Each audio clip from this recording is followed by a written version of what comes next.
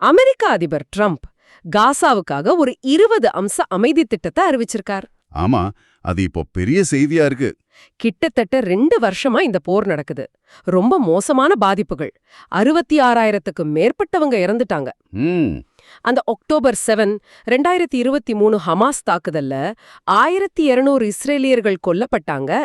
250 பேர் பணைய கைதியா பிடிபட்டாங்க. இதெல்லாம் ஞாபகம் இருக்கும்னு நினைக்கிறேன். ஆமா, ரொம்ப துயரமான சம்பவங்கள்.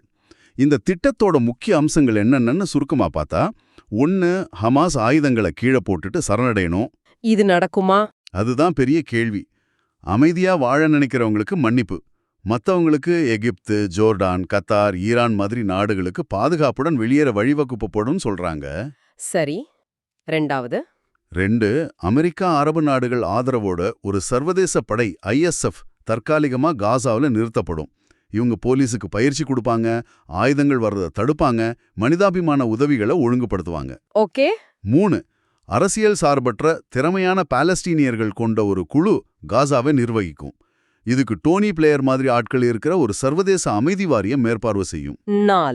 4, பெரிய அளவுல மனிதாபிமான உதவியும் புனரமைப்பு வேலையும் மறுபடியும் ஆரம்பிக்கும்.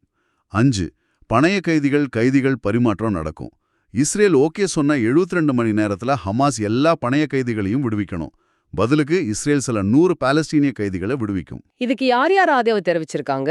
இதுக்கு Qatar, Jordan, UAE, Indonesia, Pakistan, துருக்கி, சவுதி அரேபியா, எஜிப்டுன்னு 8 நாடுகள் வரவேற்பு தெரிவிச்சிருக்கு. ஏன் சைனா, ரஷ்யா கூட ஆதரவு தெரிவிச்சிருக்காங்க. அப்போ பரவலான ஆதரவு இருக்கு. ஆனா இதுல பெரிய சவால் என்னன்னா, ஹமாஸ் இதுக்கு எந்த அளவுக்கு ஒத்துப்பாங்கங்கிறது தான். குறிப்பா அந்த ஆயுதங்களை கைவிடச் சொல்றது. 20 வருஷமா ஆயுத போராட்டத்தில் இருக்கிற ஒரு குழுவுக்கு இது ரொம்ப கஷ்டமான விஷயமா இருக்கும். ஆமா, அதுதான் மையப்புள்ளி மாதிரி தெரியுது. சரி, இந்த திட்டம் இந்தியாவுக்கு என்ன மாதிரி தாக்கத்தை ஏற்படுத்தும்? நம்ம பிரதமர் மோடி இத நீண்டகால அமைதி, பாதுகாப்பு, வளர்ச்சிக்கான ஒரு பாதைன்னு வரவேற்கிருக்காரு. இது எப்படி புரிஞ்சுக்கிறது? இது இந்தியாவுக்கு பல விதங்கள்ல முக்கியம். முதல்ல பாதுகாப்பு. மத்திய கிழக்குல கிட்டத்தட்ட 90 லட்சம் இந்தியர்கள் இருக்காங்க. 90 லட்சமா? ஆமா, இஸ்ரேல் ஒரு 18,000, ஈரான்ல ஒரு 10,000 வரைக்கும் இருக்காங்க. அங்க அமைதி வந்தா அவங்களோட பாதுகாப்பு உறுதி செய்யப்படும். இது முதல் விஷயம். சரி. 2வது, நம்ம எரிசக்தி பாதுகாப்பு. நம்ம கச்சா எண்ணெய் தேவையில 80% மத்திய கிழக்குல இருந்து தான் வருது. ஓ, அப்படியா? ஆமா, அங்க பதக்கம் குறைஞ்சா பெட்ரோல், டீசல் விலை குறையலாம். அது நம்ம பொருளாதாரத்துக்கு ரொம்ப நல்லது. ஆமா, விலைவாசி குறைய வாய்ப்பு இருக்கு. 3வது, நம்ம கனெக்டிவிட்டி திட்டங்கள்.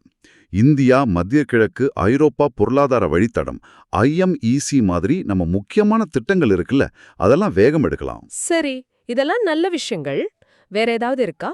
ஆனா இதுல ஒரு சின்ன, எப்படி சொல்றது, ஒரு வியூக கவலையும் இருக்கு. என்ன அது? இந்த அமைதி பேச்சுவார்த்தையில பாகிஸ்தானோட பங்கு கொஞ்சம் அதிகமா முன்னிலைப்படுத்தப்பட்டிருக்கு.